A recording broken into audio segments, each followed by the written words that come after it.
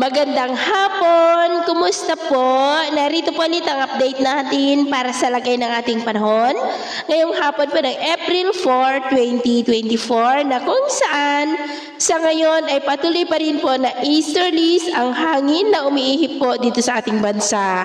Ang range po ng HPA o yung high pressure area na silangan na po ngayon ng Cagayan habang may ITCZ o yung Intertropical Convergence Zone na nag-i-extend po sa ilang bahagi ng Mindanao na nagdudulot po yan ng maulap na kalangitan with isolated rains sa ilang bahagi. At ito naman ay pinapakita ng forecast model natin pong ginagamit hanggang po sa susunod na 2 linggo. At sa lagay ng ating panahon, ngayong hapon ay maayos pa rin ang panahon sa malaking bahagi ng ating bansa pero may tsansa pa rin ng maulap na kalangitan with isolated rains sa ilang bahagi po ng Benguet, silangan ng Cagayan, Caraga, Northern Mindanao, Zamboanga Peninsula at ilang bahagi ng Sorsogon.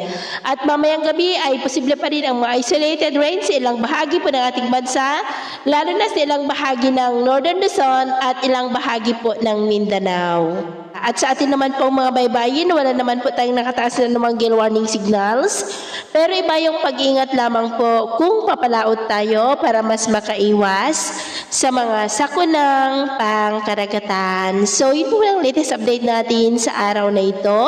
At ako pa muli si James na nagsasabing sa kahit na pagsubok po na darating sa ating buhay, huwag na huwag po tayong mawawalan ng pag-asa. Thank you and God bless!